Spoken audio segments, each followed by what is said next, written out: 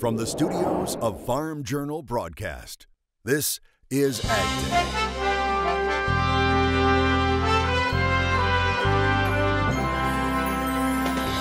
Coming up on AgDay. Everything from an elk or a grizzly bear down to a small salamander. They need to move to find food. Saving wildlife and people by building a bridge. China makes another buy of U.S. soybeans.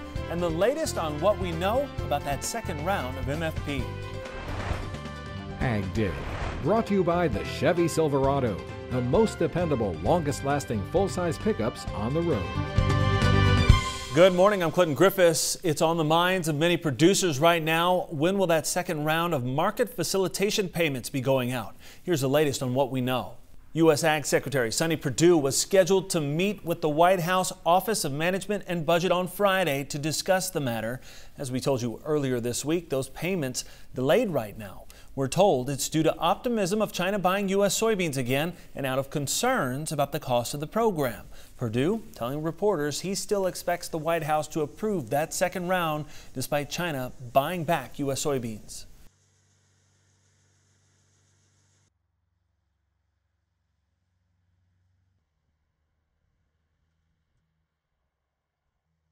As to when that second round of payments will be made, Perdue says, quote, very soon. Perdue believes the aid needs to go out since Mexico and Canada still have tariffs on goods, and China has not removed theirs either. The U.S. Department of Agriculture had authorized up to $12 billion in aid earlier this year for ranchers and farmers hit hard by the trade war with China. Perdue says China buying U.S. ag products again is a good start and promising. On Friday, we learned China bought even more soybeans. The USDA reporting export sales of another 300,000 metric tons of U.S. soybeans to China. Another 130,000 metric tons are to unknown destinations. That's on top of what we told you on Thursday, about 1.1 million metric tons of soybeans bought by China. Now keep in mind, before the tariffs, China was buying about 35 million tons a year. Perdue said he wasn't aware of any more planned purchases by China, but he said that was more U.S. Trade Representative Robert Lighthizer line than USDA's. Bloomberg News is reporting China may buy at least 3 million metric tons of U.S. corn as soon as next month. That as new numbers show China's economy may be weakening. Retail sales there posting their worst performance since May of 2003. President Trump tweeting about it on Friday, saying, quote, China just announced that their economy is growing much slower than anticipated because of our trade war with them. They have just suspended U.S. tariff hikes. U.S. doing very well. China wants to make a big and very comprehensive deal. It could happen and rather soon, end quote. China confirming it has suspended additional tariffs on U.S.-made vehicles and auto parts. We'll keep you posted on air and online with the latest on this trade truce. U.S. health officials have traced a food poisoning outbreak from romaine lettuce to at least one farm in California, but they're cautioning that other farms are likely involved in the E. coli outbreak, and people should continue checking the label before buying romaine lettuce. The Food and Drug Administration said 59 people in 15 states have now been sickened by the tainted lettuce. Regulators say they are fairly confident that the lettuce, which first triggered the outbreak, has been removed from the market. Officials saying a water reservoir at Adams Brothers Farms in Santa Barbara County tested positive for the bacterial strain, and the owners are cooperating with U.S. officials. Now, officials from the FDA and the Centers for Disease Control and Prevention have not determined how that reservoir, which is used to irrigate lettuce, became contaminated. A lot of hard red winter wheat could not be seeded in Kansas. That's according to wheat producers and industry officials. Estimated seeding shortfalls range anywhere from 15 to 30%. In western Kansas, seedings were mostly unaffected, and that's the region that usually has the best yields. Those growers saying they seeded the crop in one of the best soil profile conditions in years. Now, snow and frigid temperatures brought winter wheat planting to a halt earlier this month. It's been just a little windy in portions of North America recently, as meteorologist Mike Hoffman shows us in today's crop comments. Mike. Thanks, Clinton. You have to check out this video shared with us by MICHELE KATHREIN. She lives in Claresholm, Alberta, Canada. Wind speeds there reported over 100 miles per hour last week, creating what may be the ultimate tumbleweed. Oh, wow. Now, take a look at the drought monitor. Not a lot of wow there. We haven't seen much change at all. You can see the Four Corner region, parts of Oregon, Southern California. Otherwise, no drought or very little drought east of the Continental Divide. I'll have more in your forecast coming up, but first here are some hometown temps. Keeping track of the shifting market prices has never been so easy. Get the latest commodity prices sent directly to your cell phone with market updates. Just text Markets 8 to 31313 to get started. As you prepare for 2019, it's also a busy time for closing the books on 2018. To complicate things, there's a new tax law in place. Farm Journal tax expert Paul Neiffer says there's still some uncertainty surrounding that law, with more clarity expected in the coming months. Well, to help prepare, Neiffer will share a tax tip a day this week on Ag Day, and his first tax tip deals with the uncertainty around how that tax code will play out. My number one tax tip, it really has nothing to do with the new tax law and the fact that it's very difficult. Prepay your January 15th estimate. It's the lesser of 100% of last year's tax or 2/3 of this year's expected tax. Prepay that on January 15th of 19. That gives us all the way until April 15th to file your return. My concern is if you try to file a return this year by March 1, A, likely it's going to be wrong, and B, you're going to have to redo it anyway. So just prepay that estimate. That's my advice to almost all farmers this year. Paul will be back with more tax tips tomorrow. Well, coming up, China's come back to the market. Now what? Our experts weigh in. And later, building a bridge to save lives. Not just people, but animals too.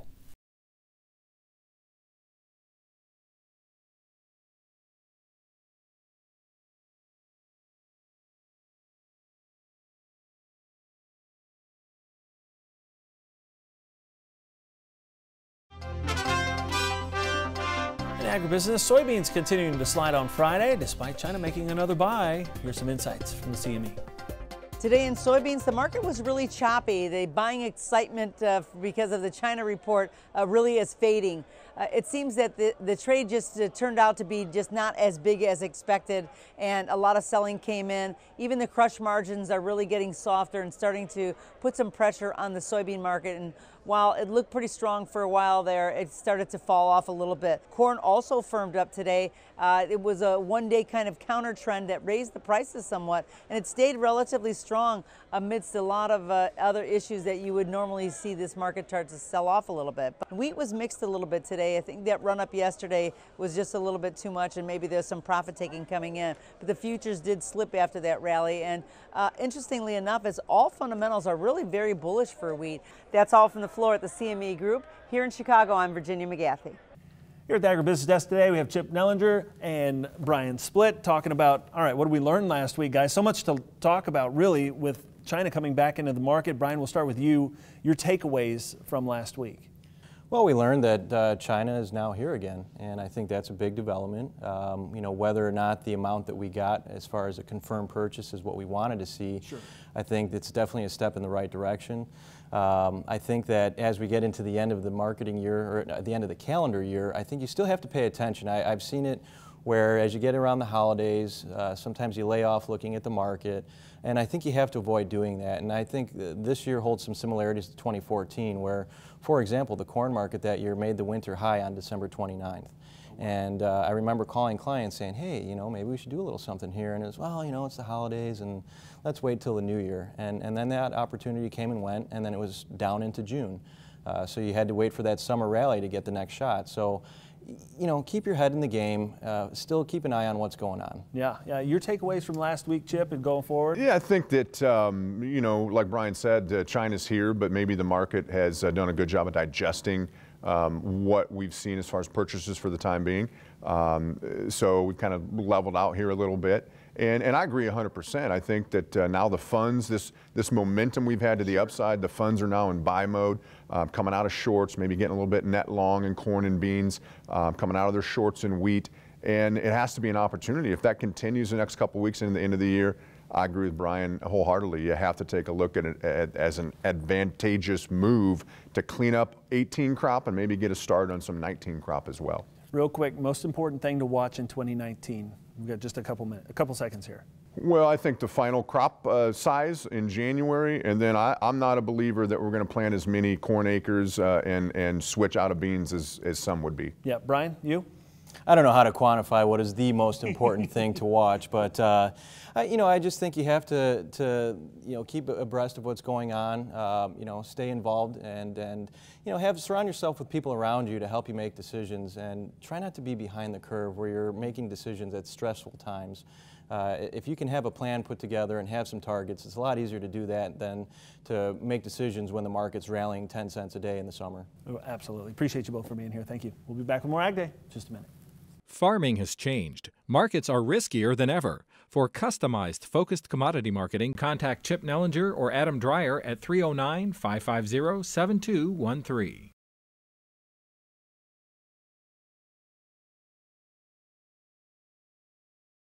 To talk to Brian Splitt one-on-one, call Allendale Incorporated at 800-551-4626 or email him at bsplit@allendale-inc.com.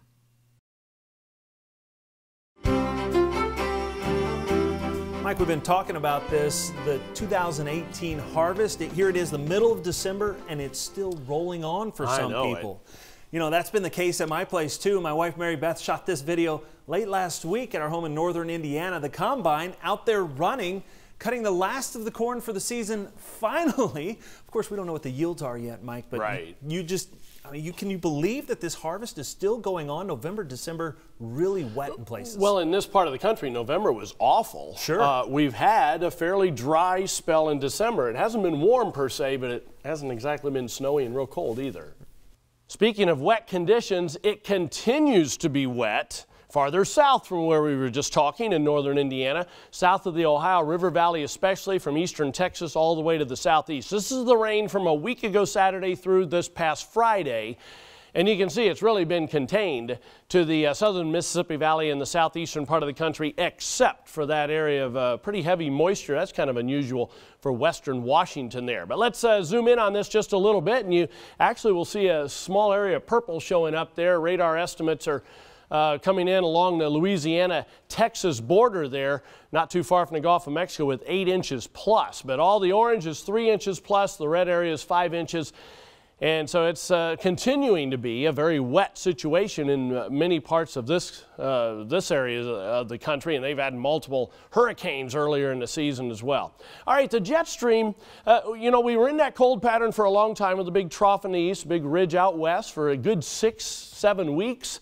Now we're going into that transitional phase where we see multiple waves kind of coming from west to east, but it's basically been flooding the lower 48 with above normal temperatures. In some cases, not way above, but it is somewhat above, with the cold air kind of being stuck in northern Canada, sometimes coming into the southeastern part of Canada there, as you can see for the middle of this week. But by the end of this week, we may start to see the first shot of colder air. The reason I say that is you'll notice the lines don't come off the Arctic Circle.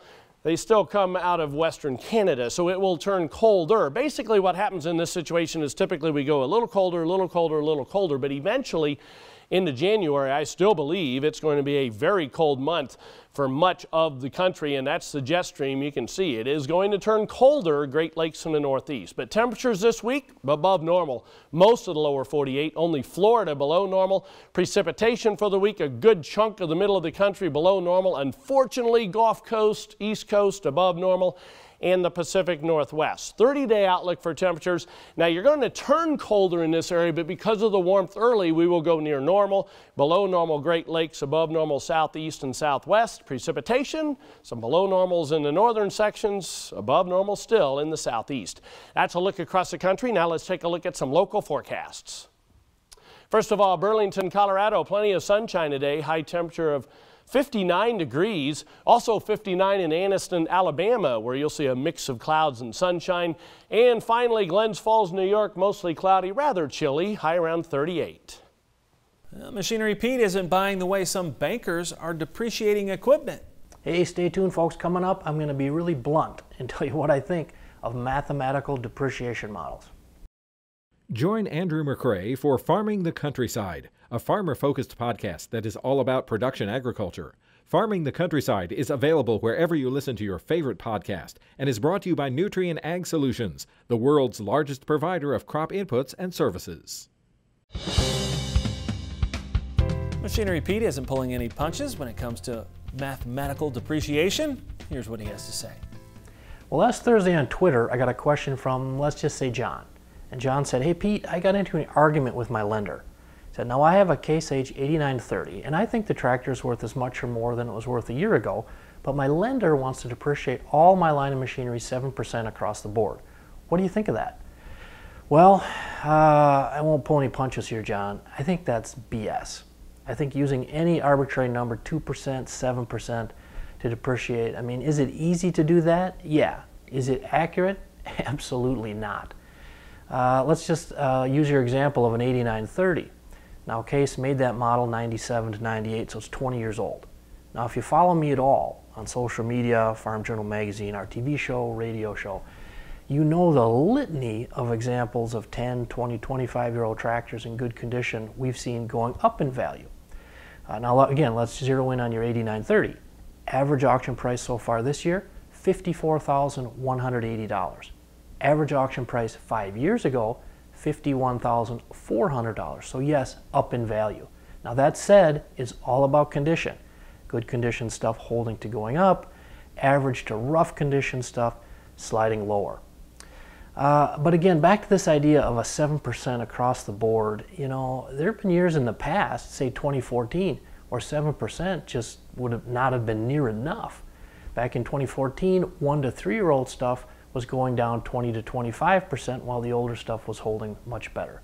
So using a magical 7%, I think that's for the birds. And another reminder from Machinery Pete, there's a big year-end online dealer auction. You can find it at machinerypete.com in conjunction with Big Iron. And that auction, it's an unreserved absolute auction, so the highest bidder wins no matter the price. The auction also has no buyer fees. It's open online right now, and some items start to close on December 27th. Just go to machinerypete.com/auction to check it out. All right, coming up, a bridge is being built in the Pacific Northwest, but it's not designed for people or cars, but animals. Why many say these crossings are desperately needed. Next in the country. In the Country, brought to you by Kubota's M7060, built to get the job done. See KubotaUSA.com or your local Kubota dealer for more information. When animals cross busy roads, it can be deadly for both the animals and drivers, but officials in Washington state may have come up with a solution for everyone. Noreen Nasir shows us how a bridge may cut down on collisions. Interstate 90 in Washington state cuts through mountains and old-growth forests. The route carrying thousands of people and shipments also creates a barrier for the wildlife in the area. So in the immediate term, wildlife can get hit on the road and die. Over time, roads can really impact wildlife populations at large. But soon, animals in the Cascade Mountains will have a safer option for crossing the road by going above it. We are currently on top of the wildlife overcrossing just east of Snoqualmie Pass. Washington's Department of Transportation is finishing the state's largest wildlife bridge. This is an area that we had pinpointed as being a natural migration pattern for wildlife to access the Lake Ketchilas area and go back up to the mountains. Similar bridges, along with fencing and undercrossings in other states and Canada, have resulted in drastic drops in collisions between animals and drivers. Providing habitat connections will eliminate some of those wildlife from accessing I-90 and keep drivers safe. A 2008 U.S. Department of Transportation study found that collisions between animals and drivers have been steadily rising, totaling 5% of all crashes nationwide and costing about $8 billion to the economy. For animals, roads can isolate populations, causing inbreeding or block access to new feeding grounds, among other damages. Everything from an elk or a grizzly bear down to a small salamander. They need to move to find food, to find mates, to find new places to live as their populations expand, or just as conditions change, like a fire breaks out that changes the habitat. Washington's new bridge took 3 years to build. It's part of a 15-mile stretch of renovations that includes several undercrossings. For the construction, we will be looking at just a wall of soil across here. More crossings and more bridges are planned to be built during the second half of the project. Supporters hope the I-90 crossings helps propel more projects like it. And you cross over streams and you cross over wetlands and through forests. And you're traveling at a speed where you don't have time to think about what you're passing through. But now the new bridge will remind drivers they're not the only ones using this road. Noreen Nasser, Associated Press. And that's all the time we have this morning. We're sure glad you tuned in, spent part of your day with us. From all of us here at AgDay, I'm Clinton Grivis. Have a great day.